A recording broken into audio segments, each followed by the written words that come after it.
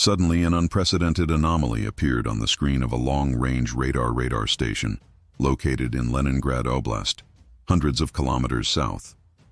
More than 70 unidentified signals with low radar section, RCS, advanced toward Russian airspace. Each signal was small, fast, and silent, but collectively represented a formidable threat, a total load of explosives that could overcome 3 tons. Oblast's Air Defense Command Center immediately entered the maximum alert, and the sirens began to sound. Well, the data were confirmed by the Wide Area 91 and 6E surveillance radar. The operation that had originated these signs was the result of months of planning in the Ukrainian state.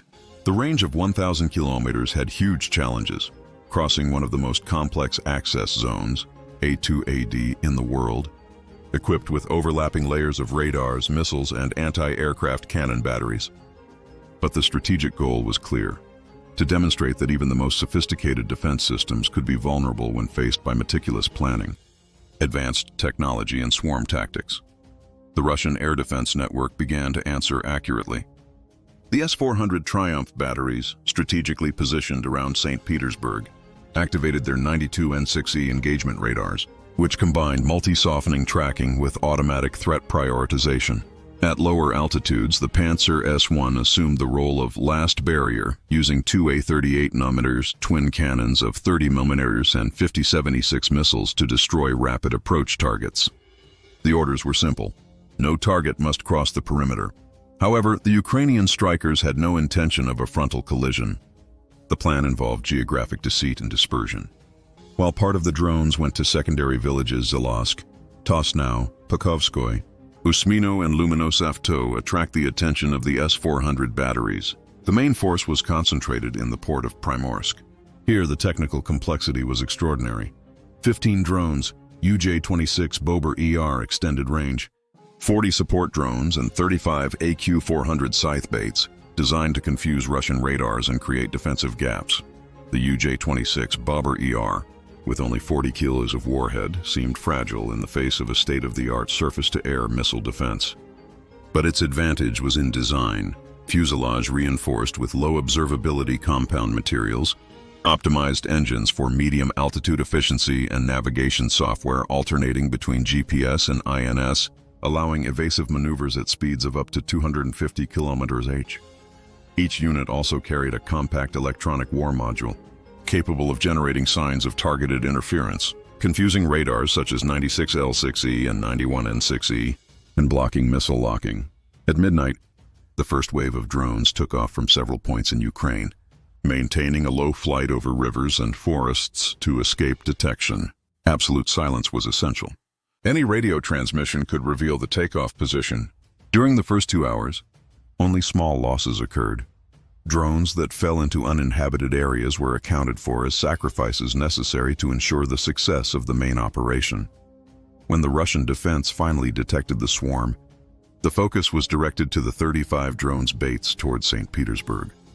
For the Russian operators, it seemed that all the attacker force concentrated in the north, and S-400 batteries fired dozens of 48 N6 missiles to destroy targets that were almost always disposable drones.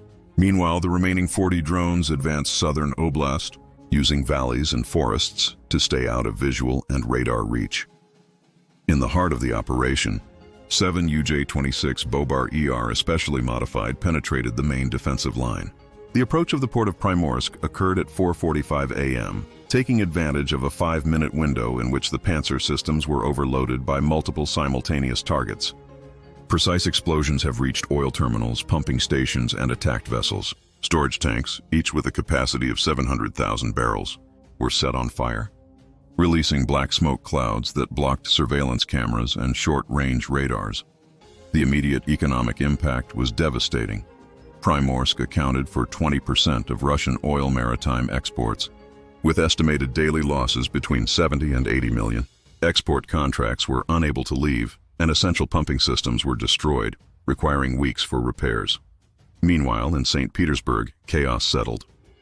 Airports diverted flights, civil and military traffic collapsed, and overloaded radars failed to track low-signature drones. Russian commanders, although claiming the destruction of 221 drones, failed to prevent the strategic damage caused by the few who hit the target. The operation demonstrated harsh truths about modern war. Technology and range do not guarantee victory. Precise planning, coordination, and innovation can overcome defenses that seemed unusual. And a seemingly invincible opponent can become vulnerable when tactics of mistake and distraction are applied with military discipline.